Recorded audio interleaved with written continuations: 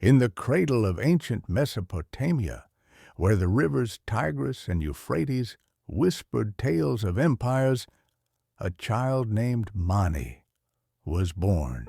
He saw the fire of Zoroaster, the compassion of the Buddha, and the redemption of Jesus.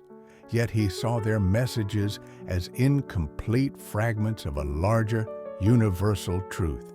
He was a gifted artist and scholar, able to capture the beauty of the material world in his paintings, but his soul was troubled by the darkness he saw within it. At the tender age of 12, Mani had his first encounter with the divine. A heavenly being, a radiant figure he called his twin, appeared before him.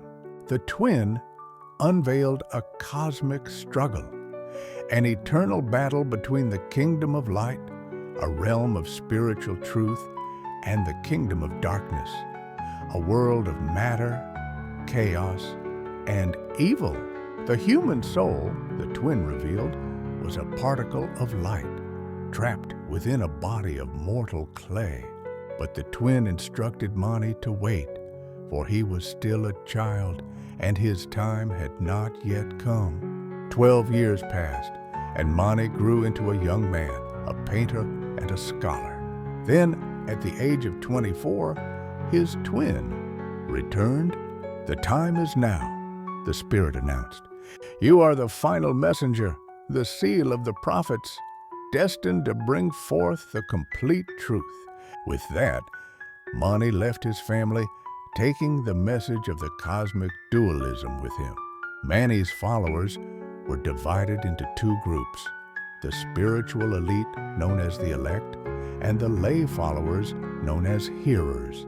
For the elect, Mani created a path of rigorous asceticism, a constant effort to purify themselves from the evil inherent in the material world. This path was governed by the three seals: the seal of the mouth. The elect were forbidden from eating meat or drinking wine, as these foods were believed to contain a higher concentration of darkness. Their meals, composed of fruits and vegetables, were seen as a sacred ritual of purification, liberating the light particles within the food. The seal of the hands. The elect were forbidden from harming or damaging the light entrapped in the world, including living things, trees, plants, water, and fire. They relied on the hearers for their sustenance, as they could not harvest or cook their own food. The seal of the breast. The elect were bound to a life of strict celibacy, as procreation was seen as a grave sin that would trap more light particles in the material world. The elect were a constant motion, traveling and lodging with the hearers to avoid becoming attached to any particular place or worldly possessions.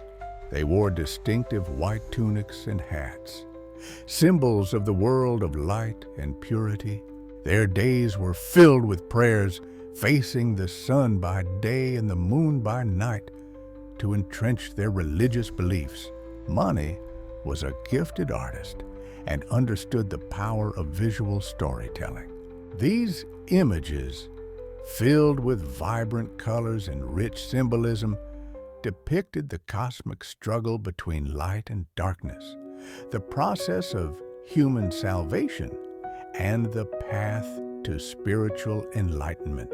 The Arjang was not merely a book, it was a sacred artifact, a tool for teaching and inspiring his followers. Mani's vision was not limited to Persia. He sought to create a universal religion that would encompass the teachings of previous prophets like Adam, Buddha, Zoroaster, and Jesus. He sent his missionaries across the known world, traveling to distant lands like India, where he was influenced by Buddhist teachings and gained followers. Under the patronage of King Shapur, Mani was able to preach freely within the Sasanian Empire, and Manichaeism flourished. The tide began to turn after Shapur's death.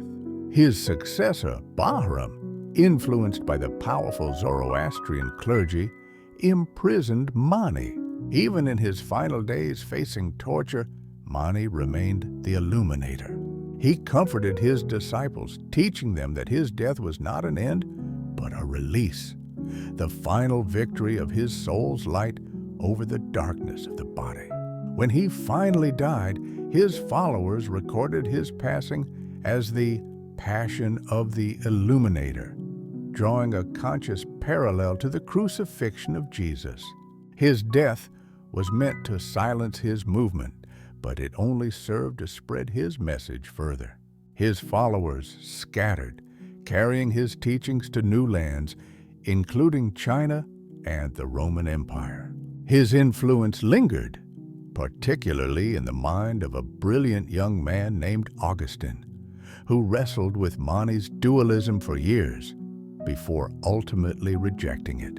Mani's story is a profound human drama, a tale of a prophet with a powerful vision who challenged the dominant powers of his time and paid the ultimate price.